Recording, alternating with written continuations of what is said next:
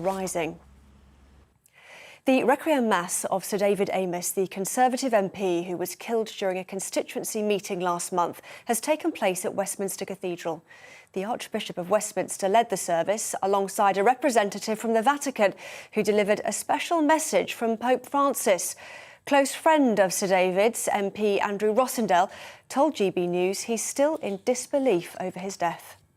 Hard to understand why we're here. This should not be happening. We should be in Parliament with him today, but he's not with us and we've got to get used to that. But his memory will live on, and everything he fought for, all the causes he campaigned for, many of us will ensure that they continue. A fourth member of the so-called Stockwell Six has had his conviction quashed by the Court of Appeal. It comes after 3 others were cleared in July. Texo Johnson was one of 6 young black men who were arrested in 1972 and accused of trying to rob the corrupt British Transport Police officer Derek Ridgewell. 5 were convicted, despite telling jurors that police officers had lied and threatened them. At least 45 people, including 12 children, have died in a bus crash in western Bulgaria. 7 people who managed to escape are in hospital in a stable condition. The incident happened on a highway about 45 kilometres west of the capital Sofia in the early hours of this morning. It's thought the majority of passengers were tourists from North Macedonia.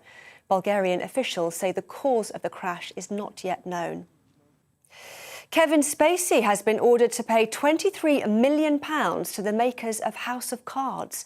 The actor was fired from the Netflix show in 2017 after being accused by several young actors of sexual assault.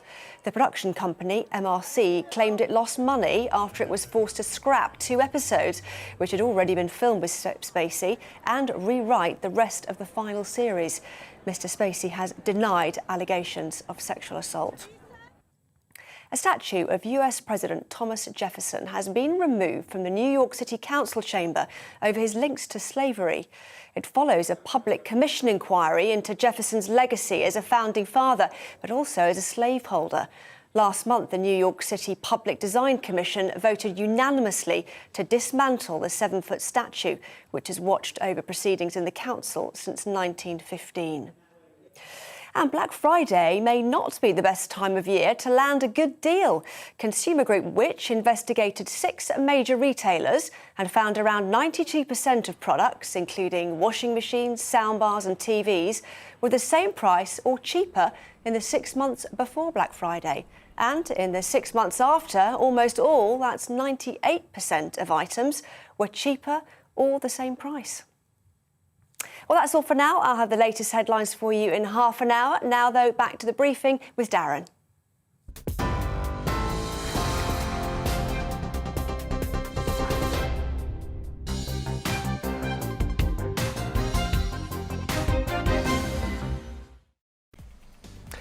Hello and welcome back to Belfast, where we're, over the next hour, having a special programme looking at the politics of this province. Clearly, it has been in the limelight quite a lot in the last couple of months as negotiations carry on between Lord Frost, the UK's Brexit Minister, and the European Commission, particularly on the issue of the Northern Ireland Protocol. We're going to be discussing that with the Ulster Union's leader, Doug Beattie, also with the SDLP's Colin McGrath. And in addition to that, we'll be hearing from Theresa Villiers, the former Northern Ireland Secretary, about what Westminster should do next.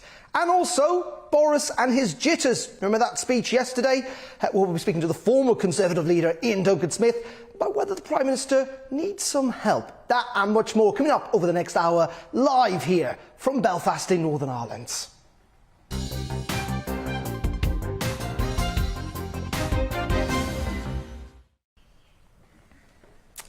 And as always, we want to hear from you on this programme, particularly if you're from Northern Ireland. Do get in touch with me at gbviews at gbnews.uk or tweet me at gbnews, and we'll read out some of your comments towards at the end of the programme. Thank you for your company on this Tuesday afternoon. Before we do all of that, though, in the last hour, actually, here in Belfast, we've heard from the First and Deputy First Minister in which they've been talking about coronavirus, because it's still a major, major issue here in the sense that Northern Ireland has kept many of the restrictions in place that were lifted in England earlier on this year, and yet there is further talk about the possibility of further restrictions coming into play potentially in the lead up to Christmas, not least of all the advice today to work from home if you can. And that's what the First and Deputy First Minister were saying at Stormont in the last couple of minutes. Let's have a listen. Uncertain times, but now is the time for action, and if we want to achieve the best possible outcome right now, then now is the time to act, and this is our best chance actually at avoiding further restrictions down the line. This is absolutely our best chance, so that's why we're asking people to comply, and we're with certain measures, but also that we're reinforcing measures, particularly around the work from home message if you can. We're really appealing to those that can work from home to please work from home, and equally I'm appealing to employers that where your staff can work from home. That was Michelle O'Neill, the Deputy First Minister, speaking there in Stormont. Let's go live to Doug Beattie, our reporter, who is also there. Dougie, thank you very much indeed for joining us. Just bring us up to date with a sense of why the Stormont executive feel the need to potentially bring in further restrictions and advising people to work from home. Well, as you say, that press conference was a short time ago, just down below me here at the castle. Michelle O'Neill telling us to work from home and stay there. Nothing really has changed here. This message, to be honest, is a bit of a fudge. It was too... besides for the staying at home part, the hospitality industry was basically threatened earlier on in the week that they were going to close it down and lock it hard. And of course they don't have furlough still in place. They don't have any money for this particular sector to impose all these sanctions upon them.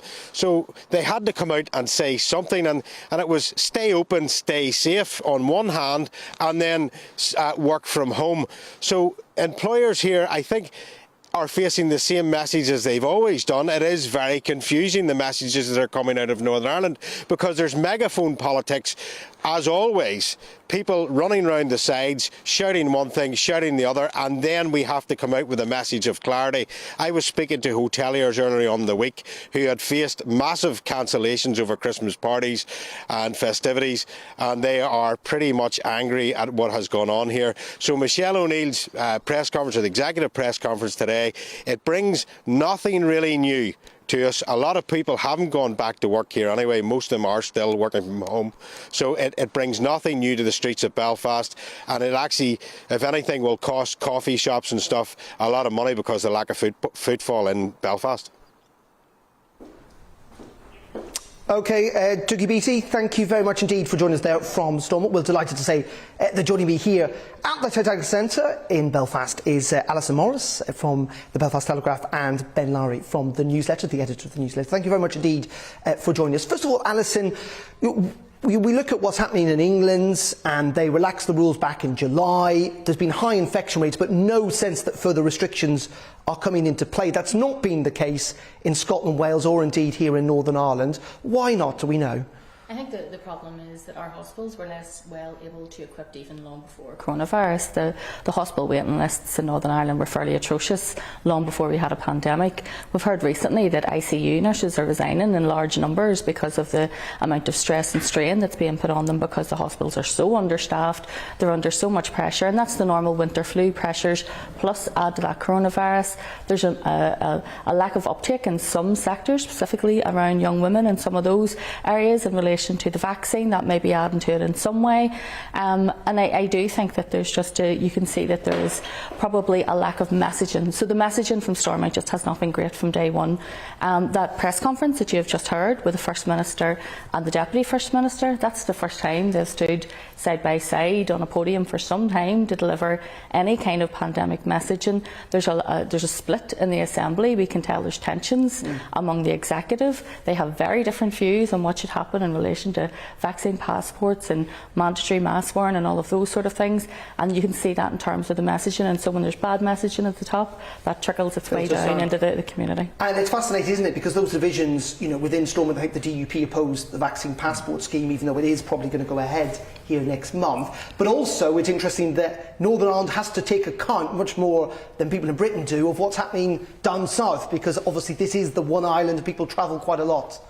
Yeah, and the first point you can never get away from in discussing Northern Ireland, the fact that you effectively have the equivalent of Nigel Farage and Jeremy Corbyn having to be in power together at all times. And it's amazing that it's amazing that anything gets done. And a number of times in recent years that things haven't been done, including the 3-year period when Stormont was down. So that's a very difficult thing. The DUP is much closer to the Conservative Party in this. Even in the DUP, and you could say that there's not quite a split, but there's people who are more accepting of restrictions, and there's DUP, hardcore lockdown sceptics and so on, as you vaccine passport sceptics, as you get in the backbenches of the Conservative Party. So that's a very difficult thing. With regard to the fact that we're an island, of course that is an added complication. I think anybody who's followed this closely has seen that it's really, we've all almost given up, even those of us who look at it have to look at it closely for our jobs, in working out which part of the British Isles, and I use that term deliberately as a geographic term, is ahead or behind. At the moment, Northern Ireland in the British Isles is one of the worst.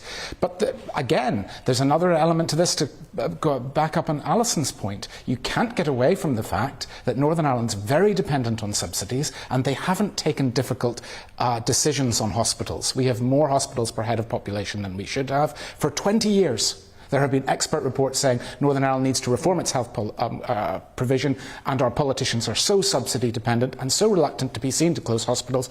There was a pre-existing health problem here. That's a really interesting point, and actually we're going to see how this plays out, because I think those vaccine passports talked about being brought in on the 13th, I think, of December. Ben and Alison would leave for the time being. Delighted to say that they're going to remain with us throughout the programme, and we're getting their thoughts as we go along, because one of the other big issues, of course, facing Northern Ireland is what happens with the Northern Ireland Protocol. The UK government keep insisting they may well trigger Article 16 at any stage, and it is fascinating to see the political debate here that's taking place, because this is Northern Ireland, a place that actually voted to stay inside the EU, but also one that wants to keep, it must be said, according to the most recent poll, the Northern Ireland Protocol in place. Unionists, though, want to see it either scrapped or reformed.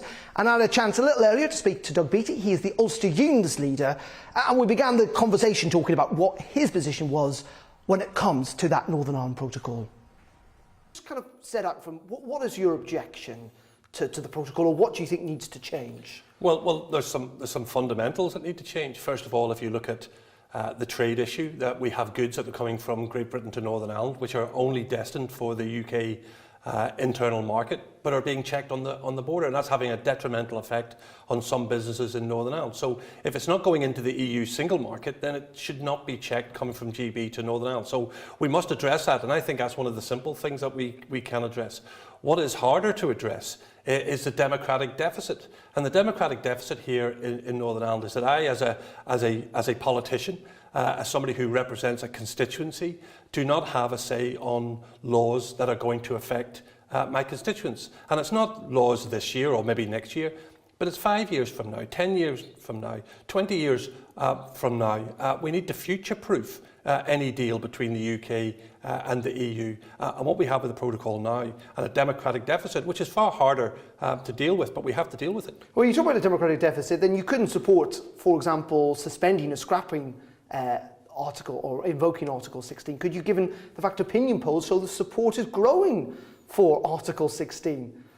Well, I mean, that would be against the public will or the opinion of people in Northern Ireland by the government of Westminster. Well, there's a number of things that I will say is that Article 16 is part of the protocol. It is in there to be used for the right reason, and there are right reasons in which to use Article 16. For example, if we do not fix the medication issue and the supply of medicines from GB to Northern Ireland, if we do not fix that, if there's any intransigence or we hit a brick wall, then it would be right to invoke Article 16 on what is quite a narrow issue, but an important issue, and then we focus on that issue. That's how Article 16 should be used. Invoking Article 16 to completely disregard the protocol would be a detrimental effect to Northern Ireland, because the European Union would react, and we could then have a collapse of the trade and cooperation agreement. So Article 16 should be used where it's needed to be used, and we shouldn't shy away from something that's in the protocol. Is it needed now?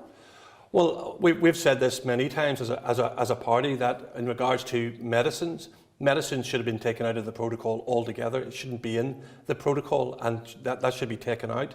But if the medicines issue is not fixed, and fixed soon, then it would be right to instigate Article 16 in regards to the supply of medicines to What do you feel this overall argument that actually Northern Ireland's in the best of all worlds? Business leaders seem to make this case that, you know, you've got access to the market in Great Britain, but also to the single market of the EU. That actually the protocol is good for Northern Ireland. Well, it is good for some, and I've said this. I mean, I'm not one of these people who's a naysayer and says that there's nothing to be benefited here. There are businesses out there, absolutely there are businesses out there who are benefiting from the protocol. I get that, and everybody says they're not, are being untruthful.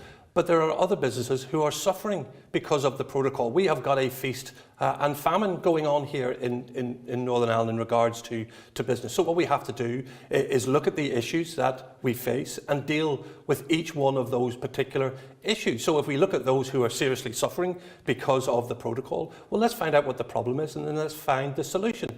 That's what you do. And that's what we're not seeing just at this moment in time. I know your party didn't campaign for it, but in retrospect, looking back, I mean, was Brexit a mistake for unionism to campaign for, in the sense that it was always going to create a border somewhere that was always going to cause trouble for Northern Ireland? Well, it's interesting. You're right, the Ulster Unionist Party did not campaign for Brexit. We always said Brexit would be destabilising. It would be really destabilising for Northern Ireland. In fact, do you still think that? Yeah, absolutely. And our party leader was in the Northern Ireland Affairs Committee, and he made the case that if we have Brexit, there will be a border in the Irish Sea. And our MEP, Jim Nicholson, 2 days before the referendum, said if we leave the European Union, there will be checkpoints at our ports in Larne and Belfast. And he was laughed at. But that was the case, and we've always made that case. Brexit was a bad idea, but it was a democratic vote, and we are a democratic party, and therefore we have to adhere to the democratic will of the people. Therefore, what we have to do now is fix the problems that are in front of us, because although we didn't want Brexit, we certainly were not advocates of the protocol, and we've been arguing the issues around the protocol since 2019, not since 2021. 2019 is when we first put our proposals in to deal with the issues that we're going to face. Just a wider political questions. We know Sinn Féin are ahead in the polls. Unionism is somewhat split. I mean, is there a way through for unionism? You've now essentially got three parties vying. You guys have moved somewhat to the centre, certainly on liberal issues. But is unionism, it feels a very divided force at the moment. Well, look, there's many different parties here. You know, nationalism is split between two different parties, Sinn Féin and the SDLP, and unionism has three main parties, which is the DUP, the Ulster Unionist Party, and the TUV. So you're right, and people have a choice. What I expose is confident unionism, which is positive, which is inclusive, which doesn't care what your religion is, doesn't care what your sexual orientation is, doesn't care what your cultural background is, that we want to have a place where everybody can work together here in Northern Ireland. That's a message I have to sell. If people believe me, then they will vote for my party. Should there be electoral alliances between the parties? No, I don't think that's a good thing. Certainly with the election coming up in May, that won't help anybody. What's really important is that you give your policies, you tell people what your vision is for the future, and you allow them to vote. That's fair and proper, that people look at you as a political party or as political individuals, and they either endorse what your message is or they don't. That's what giving the power to the people is. Is a border poll inevitable? No, it's not. It's not inevitable. In fact, is that different from saying the United Ireland's inevitable? But is a poll, a referendum, inevitable? Surely. Well, I don't even think so either. I mean, that's not to say there won't be, but I don't think there will be. There certainly won't be a United Ireland in my lifetime. I don't think there'll be a United Ireland in my children's lifetime. And if that's the case, you know, in 20, 30, 40 years, then the reality is there will never be a United Ireland, because there is a different demographic and there's a change coming here in Northern Ireland. And that is people who are happy with Northern Ireland as a place where they live and they want to live, and the status quo suits them. So I think things are changing. And just because somebody is noisy about a United Ireland, it doesn't mean it's going to be the case, and they certainly haven't put forward any proposals that's going to make it any likely today than they did 10, 15, 20 years ago. Nothing's changed. And just very finally, I spoke to Louise Hayes, who's the Shadow Secretary of State for Northern Ireland, of course, and she argued that actually the British government, if there was to be a referendum, shouldn't take a side. It shouldn't campaign for the Union. How do you feel about that the British government wouldn't campaign for Northern Ireland to remain inside the UK? Well, I think it would be ridiculous that our government would not campaign to retain Northern Ireland and its populace who want to be part of the United Kingdom. Of course they should campaign for them. I know for a fact that the Irish government will campaign for United Ireland. You know, why would our own government not campaign to keep the United Kingdom at the place it is today? Why would it not campaign not to cut adrift the people here in Northern Ireland who want to stay part of the United Kingdom? So they should campaign, and I think they will campaign if they are a unionist party, if they believe in the union of this of Great Britain and Northern Ireland, if they believe in the United Kingdom, then they will campaign to keep Northern Ireland part of the UK. That was the Ulster Unionist leader Doug Beattie speaking to me a little bit earlier in Stormont. Did I say Alison and Ben are still with me? Alison, first of all, just try and sort out where we are with this protocol issue. It's really complicated, isn't it? And these negotiations are continuing, but there has been a sense, at least in the last couple of weeks, that actually progress might be being made. I think that the mood music changed sometime around last week, where we heard that there may have been progress. Before then, I think the language being used by both sides wasn't helpful in terms of trying to come to some kind of negotiation and some kind of compromise on the protocol. And so it does look like before Christmas we might get some movement, but possibly after that, before we find out what the actual bones of the newly negotiated deal are. The issue for Northern Ireland is, as you've said, polls have shown the majority of people are happy to try and make it work, it's actually benefited some businesses are profiting, they're flourishing under the protocol, some aren't so, and they want changes to it. But for unionists, it's an ideological problem. It's not a problem of trade. It's a problem of the fact that Northern Ireland will always remain different economically than to the rest of the UK, because we have to have checks. We have a land border now with the rest of the EU, and there has to be checks. Those checks have to take place somewhere. The docks that you've seen behind us, these are the ports. So there's a port in Larne, a port in Belfast, and they are the easiest place to do those checks on goods. To unionists, that's a sea border. That to them is shoving them into some sort of economic United Ireland, making us a place apart, even though we know we are a place apart anyway. Our legislation and laws have never been quite the same.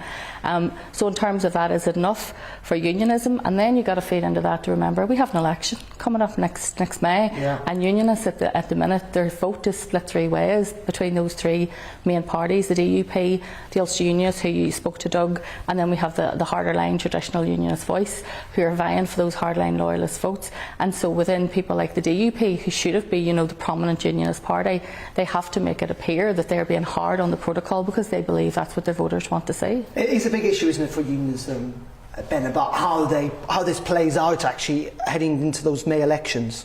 You said a very important thing there at the beginning, that it's complicated. And it's the complicated nature of the protocol that it explains how it has come so far, and how you get polls which actually have very mixed signals. You'll get poll findings saying that there's support for the protocol, and then if you ask people here if they want unfettered trade within the UK, they'll overwhelmingly, even nationalists, even Sinn Féin voters in a recent poll, support that too. So people support incompatible things. And the difficulty for unionists has been explaining the constitutional implications of something so serious. So while Alison was saying that there has been a change in tone, and there undoubtedly has, there'll be many unionists who follow it closely who'll be concerned at the change in tone, because they will have welcomed the way that the UK government shifted from saying at the beginning of this year that there was no Irish sea border to won't go into all the details, but the key thing was in the summer with the command paper, where the UK government effectively called for a rewriting of the protocol. Keep saying that it supports the protocol and rewriting. And so I think unionists who follow things closely, who are concerned about the constitutional implications, are worried about this change in tone, which became very noticeable about a fortnight ago, even in what Lord Frost was saying, and particularly noticeable in recent days with Michael Gove and Trevelyan, this talk about Article 16 to suspend the protocol not being likely to happen. So the likelihood of progress is made possible by the fact that so many people don't understand the constitutional implications, but many people, and in the newspaper, were trying to keep reminding people of the very significant constitutional implications. As Alison was saying, we're in a port here, and a barrier to trade with Great Britain. That's a really serious thing. It is. It's a massive issue for the United Kingdom, brought about, it must be said, by this government, but the detail is complicated, and some of the politics is complicated as well. Alison, Ben, thank you very much indeed, and we'll come coming back to you at the end of the programme to get your final thoughts on the big politics here in Northern Ireland. But we are going to pause on the briefing here on GB News for just a couple of minutes. Coming up after the break, we've got the second part of our special documentary looking at the issues facing the politics here in the province. And also we're speaking to the nationalist SDLP. But before all that, here's the weather from the Met Office from Exeter. It's time to remind ourselves there's always another winter. Canary Islands sponsors the weather. Hi there. A lot of cloud around through the rest of today, but dry for most, and where we do get any clear spells overnight, well, a few fog patches will form and a touch of frost in places, mainly towards the south of the UK. That's where the clearest skies are through the evening, and that's where temperatures will fall quickest, with those fog patches forming, especially across parts of southeast England into the far south. Otherwise, a good deal of cloud will keep temperatures a little higher and keep things fog-free. An area of rain into northern and western Scotland and Northern Ireland after midnight. That will bring some wet weather first thing Wednesday to parts of Scotland as well as Northern Ireland. By lunchtime, it's pushing into northern England and North Wales. Further south, fog lifting, but I think a lot more cloud around across central and southern parts of the UK compared to the last couple of days. Brighter skies, meanwhile, follow the area of rain across Scotland and Northern Ireland. A blustery breeze here, a cold wind blows, some showers, and those showers falling as snow over the higher ground of Scotland. As we go through the night, the snow level comes down a little, so I think falling snow above 300 metres, settling snow above 500 or 600 metres in any of these showers across northern Scotland. Showers also for Northern Ireland. That cold wind pushing the cloud and any outbreaks of rain south through the night. And with clearing skies, actually, by dawn on Thursday, it is a chilly start for many, with a touch of frost in places once again. And actually, colder air is pushing south behind this cold front. But despite the chill in the air on Thursday, for many places it's looking like a fine and bright day. There'll be some early cloud to get rid of across parts of East Anglia in the southeast. Once that clears, long spells of sunshine, a beautiful, crisp, late autumn day, I think, for most. Still some showers around western, northern and eastern coasts. But as we head towards the end of the week, it turns much more unsettled. Still cold, but increasingly windy too. Canary Islands sponsors the weather.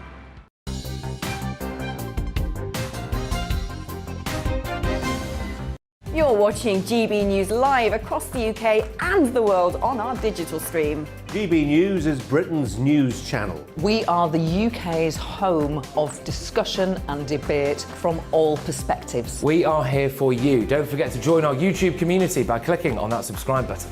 And if you want the GB News app, you can click and catch up on programmes anytime. We love to hear from you, so email us. gbviews@gbnews.uk. Thanks for being part of the GB News family. My name is Andrew Doyle. Join me every Sunday evening at 7 p.m. for Free Speech Nation.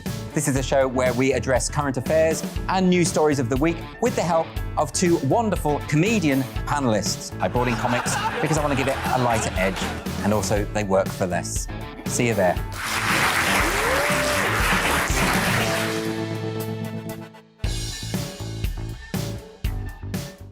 Join my show Farage, 7 p.m. till 8 p.m. Monday through Thursday, and there you will get opinion, analysis, debate, and I'll cover stories that nobody else dares to touch. And then for the last 15 minutes, talking pints. We're over a drink. We have a civilised conversation with someone. We very often disagree, but we do it in a grown-up way. Come and join me on Farage.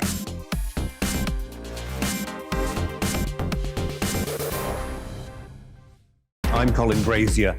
I've reported from more than 70 countries around the world, covered wars from Afghanistan to Iraq, from Lebanon to the Balkans. I'm trying to bring that experience, that feel for events, to the studio.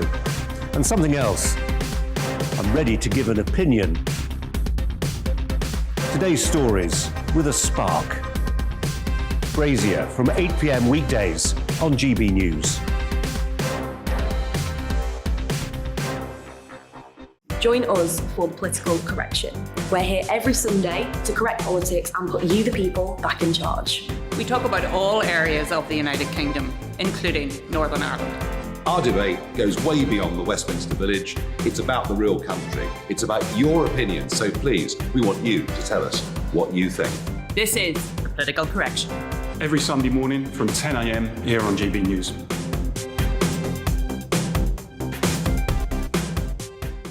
You're watching GB News live across the UK, the world, and our digital stream. GB News is Britain's news channel. We are the UK's home of discussion and debate from all perspectives. We're here for you. Don't forget to join our community by hitting the subscribe button. And download the GB News app so you can click and catch up on programmes anytime. We love to hear from you. Email us at gbviews@gbnews.uk. Thanks for being part of the GB News family.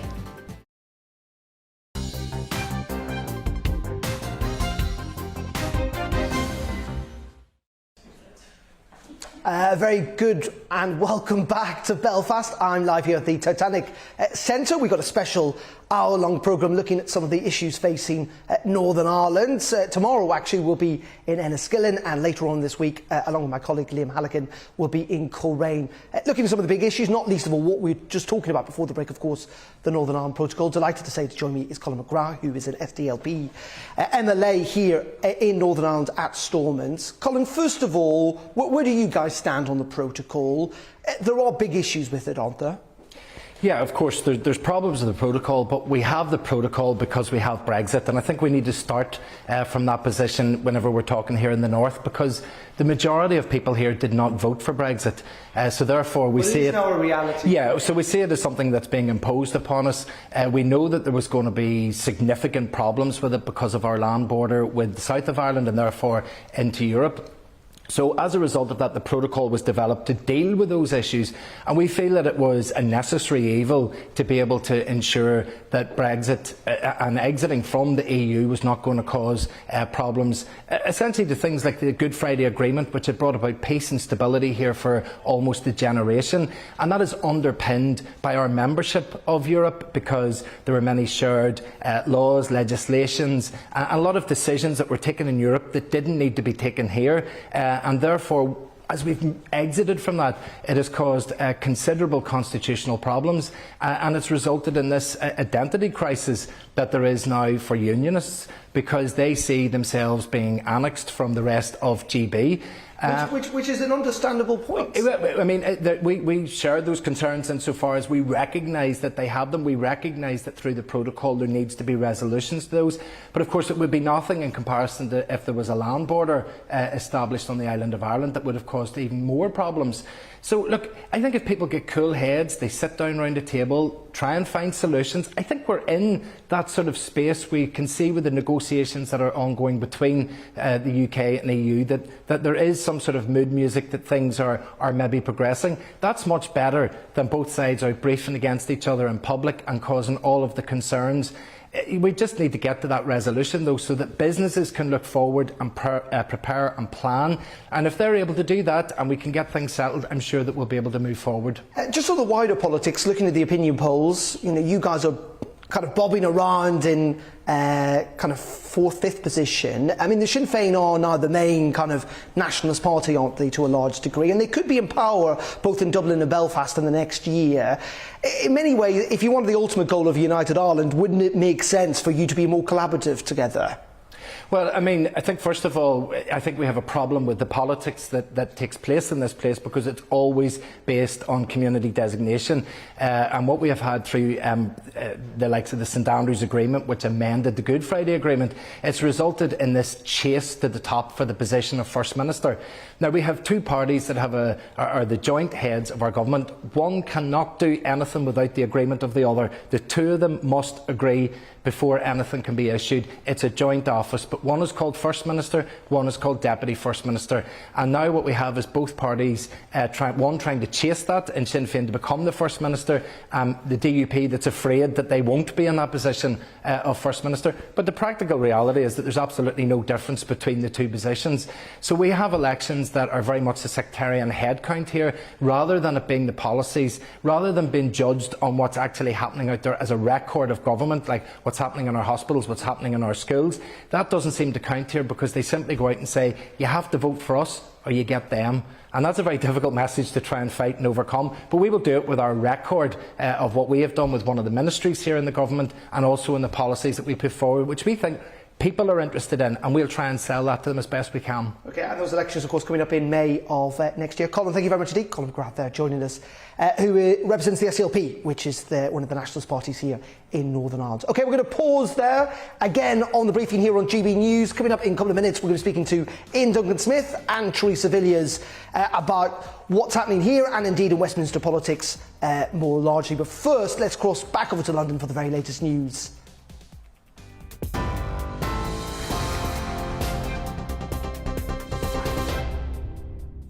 Good afternoon, I'm Tamsin Roberts. Here are the latest headlines. Vaccine passports in Scotland will not be extended to include more venues, but First Minister Nicola Sturgeon confirmed the scheme will stay in place for at least 3 weeks. It changes from December the 6th. People will then be able to access venues or events with proof of a negative lateral flow test.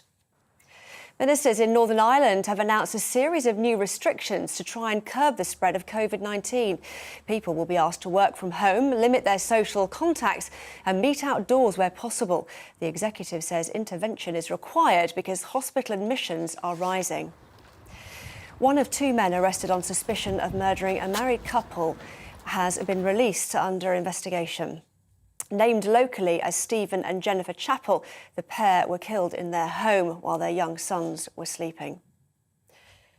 A requiem mass of Sir David Amess, the Conservative MP who was killed during a constituency meeting last month, has taken place at Westminster Cathedral. The Archbishop of Westminster led the service alongside a representative from the Vatican who delivered a special message from Pope Francis. The service follows the private funeral held in Southend yesterday. A statue of US President Thomas Jefferson has been removed from the New York City Council chamber over his links to slavery. It follows a public commission inquiry into his legacy as a founding father, but also as a slaveholder. Well, that's all from me for now. We'll have a full update for you at the top of the hour.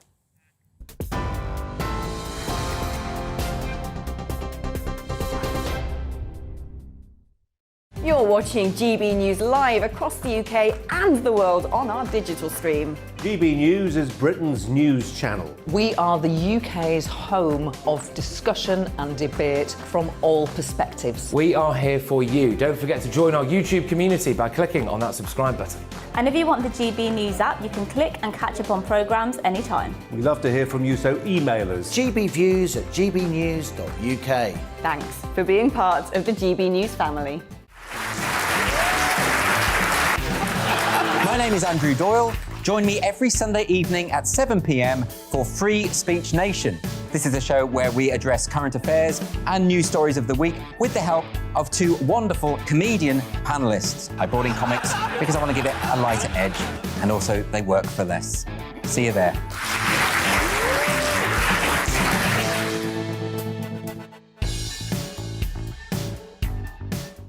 Join my show Farage, 7 p.m. till 8 p.m. Monday through Thursday, and there you will get opinion, analysis, debate, and I'll cover stories that nobody else dares to touch. And then for the last 15 minutes, talking pints. We're over a drink. We have a civilised conversation with someone. We very often disagree, but we do it in a grown-up way. Come and join me on Farage.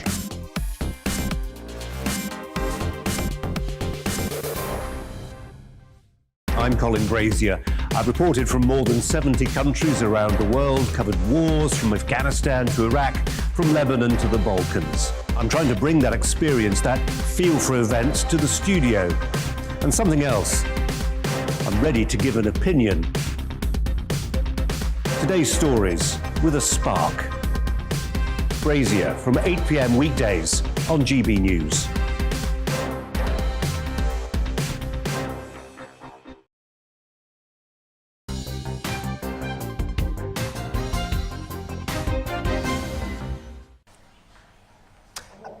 Good afternoon, welcome back to the briefing here on GB News. Well, it's just after 3:30. We're live from Belfast as we continue our special week of coverage from Northern Ireland. But we're going to pause, actually, and we're going to focus a little bit more on what's happening at Westminster. It's fair to say that Boris Johnson got a bit bit of criticism yesterday for some blunders in that speech to CBI leaders. I'm going to be speaking to Ian Duncan-Smith, the former Conservative leader, about that in a moment. But we want to first of all start with Ian Duncan-Smith on this issue of China and what's been agreed at COP when it comes to try and reach that target of net zero and working potentially with China in the future to try and reach that target. Ian Duncan-Smith joins me now live. Good afternoon to you. Just explain to us when I say that there is a connection between Britain becoming greener and a relationship with China. What do you mean that might have detrimental effects? Good afternoon. Well, the key bit that I wrote the other day for The Telegraph was that we didn't really do an awful lot of deep examination of what's going on in China with regards to any commitments that we make on net zero. So forgetting even the fact that China has failed to stay on their original plans and has now lengthened them and made the agenda item that they would say that coal shouldn't be phased out, but that they would look to do things with coal later on. In other words, they are not signing up to any of the stuff that the rest of us wanted to sign up to. However, it's the bit about where the UK and other free world governments are. For example, right now, China produces pretty much most of the batteries in the world. And they do that using coal-fired power from, generating electricity, ironically, which we then buy and use here. They own most and run most of the workings of our wind farms, which again, they produce using coal-fired electricity. And finally, really importantly, the elements that go into the making up of solar panels, one very significant element of that is actually mined in Xinjiang province, where China is accused, quite legitimately, of a form of genocide on the Uyghur people, using them as slave labor. So what we may be in danger of, because this is about half the world's production lies in that area, and we know they use slave labor for it, made up of Uyghurs, who men and women who have been separated from each other, terrible abuses taking place, and it may be that we are buying those arrays made under slave labor. So this is very compromising for us, and nobody asked the question, how do we resolve this and how do we get around it? But it's a very big question to ask. Going net zero, but going on the backs of those who are used as kind of slave labor is surely not morally right.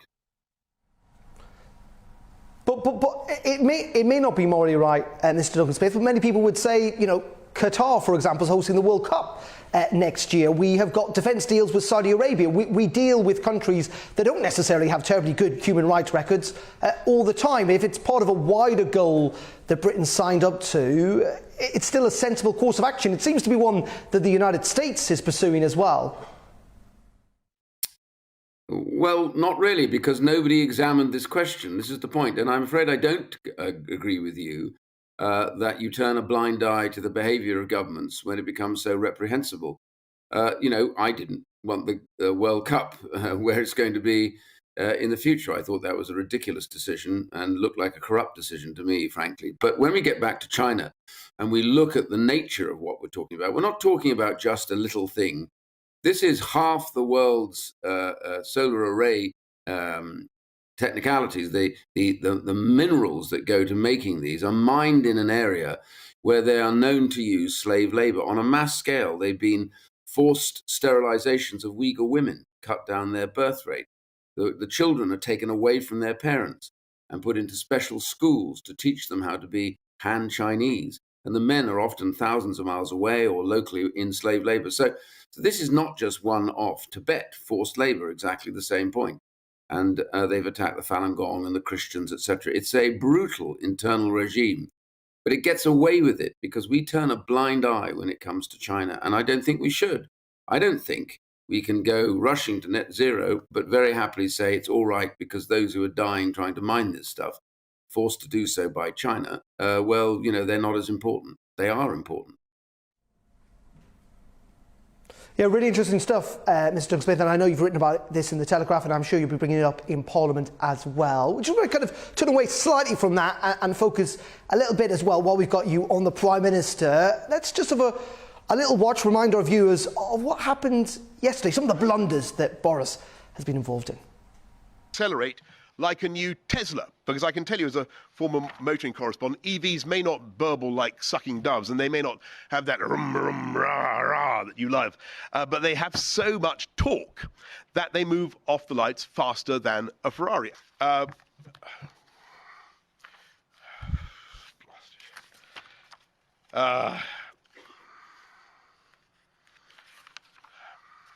Forgive me. Forgive me. And Tony, yesterday I went, as we all must, to Peppa Pig World. I don't know if you've been to Peppa Pig World. Who's been to? Hands up anyone who's been to Peppa Pig World. Not enough. I was a bit hazy what I would find at Peppa Pig World, but I loved it. And Peppa Pig World is very much my kind of place. It has very safe streets. Really interesting, isn't it, in Doug Smith, as in, you know, you're a former leader of the Conservative Party, you've made some pretty big speeches. People do trip up from time to time, but many people feeling that this is part of a wider narrative about concerns about the Prime Minister. Well, these things happen, okay? Some official that was giving him the speech has clearly mixed up the pages. It is the thing of nightmares when you go to the platform. I used to spend my time checking and rechecking and asking for all the pages to be numbered, and often writing in bold ink on the side myself each page so I knew which page it went from, sometimes writing at the bottom, next page, page 6. You know, all this sort of stuff, because when you're reading and you're grabbing text and you're doing it, sometimes it gets awkward. Somehow, somewhere between his handing the speech back to somebody and his delivering the speech, pages have got mixed up, and it's quite difficult. On the other side of that, so I understand that, and I think the public knows that too. But he did, intriguingly, the Peppa Pig reference, I think, is part of really how he is, that he will have explained what it means to have such an innovative setup in the UK, that organisations that can come up with a new idea, who'd have thought it? A strange little cartoon that suddenly has grabbed the imagination of the world and is now an incredible and profitable enterprise. I know it's been bought by the Americans since, but the reality is, the point he was trying to make is Enterprise Britain is alive and well, and we can build on it. And that was the point he was making. And in a funny sort of way, I think many listeners, or many who've seen it, will have got the Peppa Pig reference. It just makes them laugh and makes them then listen to the speech. I know it's not a particularly great audience to make a funny-ish kind of story to, a fusty bunch of people who are busy worrying about their bottom lines. But the truth is, it is a point, which is innovation, lower regulation, and ultimately lower tax will actually develop a nation of entrepreneurs, which we are already developing now, but accelerate that. That's the key point I think he was making. But as I say with Boris, often the way he makes it is not the way that everybody else does.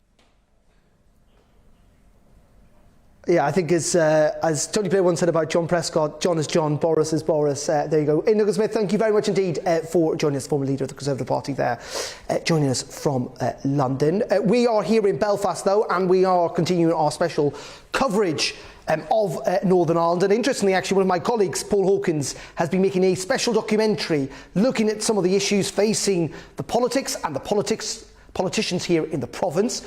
Let's have a look, a little preview of his documentary. This is part of a much wider package that we're going to play out later on this week. But here's the second part of our preview. What's this one's name? Korski Vesna. Korski Vesna? Vesna. How do you decide on a name? We bought that cow back in 2008. Right. That cow there is 14-year-old. She's done having natural calves. We're just flushing away at her, taking embryos. Alan breeds cows and used to sell them to Scottish farmers who paid the best price. But the protocol has changed all that. How much riskier has the protocol made it? Big time. It's made it a lot riskier. We bred these pedigrees here to take across. The top end ones we take to Stirling every year. We were going twice a year, every February and October. And now from the 1st of January, if we take a bull and we don't sell him, or we get turned out of an inspection before the sale, we can't bring him home again for 6 months. And this is serious, serious stuff. How much is that costing you? That potential sale that you could make when you're there? Well, if you have a good bull there, you could be making you 7, 8, 9, 10 grand. Right. If you have the right bull. That's twice a year. Yeah. So that's a lot of money in the year gone. I voted for out, to be honest. You voted for out. Did you anticipate this kind of problem? No. As I say before, it was never mentioned of. We'd spoken to people who feel strongly about their identity and who they are, and that they feel British, and that this de facto border in the Irish Sea makes them feel further from Britain, and that they feel Boris Johnson said there wouldn't be any sort of border in the Irish Sea, and now there is, and they feel betrayed. How do you feel about that? Do you feel strongly at all? Couldn't care less? To be honest, I'm not really worried about that side of the thing, to be honest. Yeah.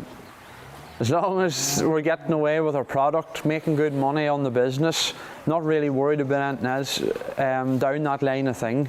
Yeah. Do you feel betrayed by Boris Johnson? No.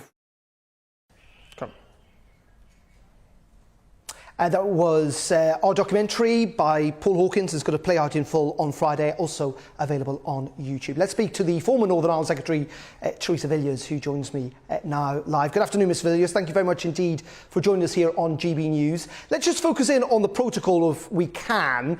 Do you think we've now reached the stage where Article 16 should be triggered?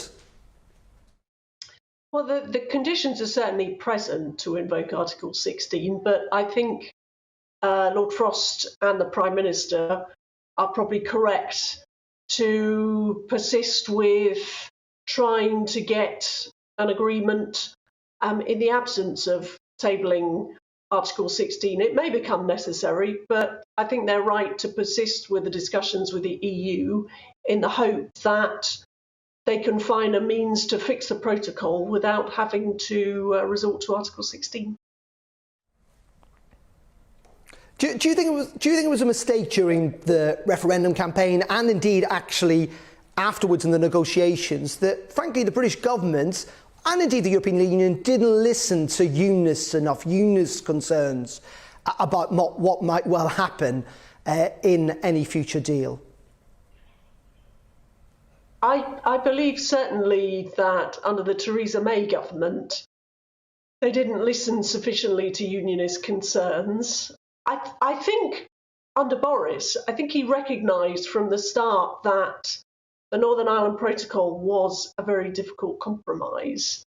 Yeah, I feel pretty confident it wasn't something that he actually wanted to sign up to, but that was the best deal he could get, given that he started at a disadvantage because of the agreement signed by his predecessor. But certainly, I think that we must remedy the defects with the protocol to respond to the concerns of many in Northern Ireland, but especially the Unionist community. OK, and just finally, Ms Villiers, I spoke to the Shadow Northern Ireland Secretary Louise Haigh yesterday, and she said that she thought that British politicians and the British government should stay out of any future referendum on Northern Ireland's future. She said that essentially under the Good Friday Agreement, they should not say that they support the Union in that regard. How do you feel? Do you think that any future British government should campaign to remain inside the Union? Of course, the Conservatives are a Unionist party. I believe that the nations of the United Kingdom are better off and more successful and stronger together. So if there were a referendum, I would certainly be strongly supportive of the case to keep Northern Ireland in the United Kingdom. And I would expect any Conservative government to do that as well. But of course, we do recognise that it's the people of Northern Ireland who will make that choice. So whilst we can campaign and express support, it will be Northern Ireland voices which really determine the outcome of such a campaign. But I don't see that there's justification for such a referendum for the foreseeable future. I think there continues to be strong support for the Good Friday Belfast Agreement and the place in the United Kingdom for Northern Ireland that it involves. OK, Theresa Villiers, appreciate your time. Thank you very much indeed for joining us, former Northern Ireland Secretary. They're speaking to us from London. Delighted to say that Alison and Ben are still with me here in Belfast as the sun sets at this time of the year in November. Alison, just very quickly, there is this sense, and one of the reasons we're here is that actually, in the grand scheme of things, British politicians don't really care that much about Northern Ireland, that in the end, during the referendum, after the referendum, it was a bit of a sideshow in terms of actual in-depth worry about what may well happen here. Is that fair? I agree totally. I think that it was an afterthought. I don't think they understand this place politically. I don't think they understand it geographically. And, you know, I do think that what it's shown is if, you know, we talked about should Britain have an interest in a border poll. If they were to have an economic interest, they would probably be voting, you know, at that stage campaigning for Irish unity, because all it's shown is that Northern Ireland is a very costly and much less loved adopted sibling of the rest of the UK. I think that at this point in time they see it as more of as a hindrance as to be a, you know, an effective part of the union. And Ben, just very, very briefly on that, is that something you agree with? I think that there are very many politicians in Westminster who are instinctive unionists right across the political spectrum. They do, like Northern Ireland, they do want it to be in the UK. The problem for those of us who are unionists, that we're a unionist newspaper, is that the number of politicians, influential politicians, who are very active unionists, who take a close interest and really pay attention to the detail is small. And that's the difficulty. And the Northern Ireland Protocol, you could say, is an outworking of that. Okay, Alison and Ben, thank you very much indeed for your company this afternoon, live from the Titanic Centre here in Belfast. That is it from us for today. Liam Halligan and I are getting in the car, travelling down the road to Enniskillen. We will be live tomorrow, broadcasting another special day of coverage from here in Northern Ireland. Thank you for your company on this Tuesday afternoon. Alex is up next with the afternoon agenda. That's before the weather. We'll see you tomorrow. It's time to remind ourselves there's always another winter. Canary Islands sponsors the weather. Hi there. A lot of cloud around through the rest of today, but dry for most, and where we do get any clear spells overnight, well, a few fog patches will form and a touch of frost in places, mainly towards the south of the UK. That's where the clearest skies are through the evening, and that's where temperatures will fall quickest, with those fog patches forming, especially across parts of southeast England into the far south. Otherwise, a good deal of cloud will keep temperatures a little higher and keep things fog-free. An area of rain into northern and western Scotland and Northern Ireland after midnight. That will bring some wet weather first thing Wednesday to parts of Scotland as well as Northern Ireland. By lunchtime, it's pushing into northern England and North Wales. Further south, fog lifting, but I think a lot more cloud around across central and southern parts of the UK compared to the last couple of days. Brighter skies, meanwhile, follow the area of rain across Scotland and Northern Ireland. A blustery breeze here, a cold wind blows, some showers, and those showers falling as snow over the higher ground of Scotland. As we go through the night, the snow level comes down a little, so I think falling snow above 300 metres, settling snow above 500 or 600 metres in any of these showers across northern Scotland. Showers also for Northern Ireland, that cold wind pushing the cloud and any outbreaks of rain south through the night. And with clearing skies, actually, by dawn on Thursday, it is a chilly start for many, with a touch of frost in places once again. And actually, colder air is pushing south behind this cold front. But despite the chill in the air on Thursday, for many places it's looking like a fine and bright day. There'll be some early cloud to get rid of across parts of East Anglia and the southeast. Once that clears, long spells of sunshine, a beautiful, crisp, late autumn day, I think, for most. Still some showers around western, northern and eastern coasts. But as we head towards the end of the week, it turns much more unsettled. Still cold, but increasingly windy too. Canary Islands sponsors the weather. You're watching GB News live across the UK and the world on our digital stream. GB News is Britain's news channel. We are the UK's home of discussion and debate from all perspectives. We are here for you. Don't forget to join our YouTube community by clicking on that subscribe button. And if you want the GB News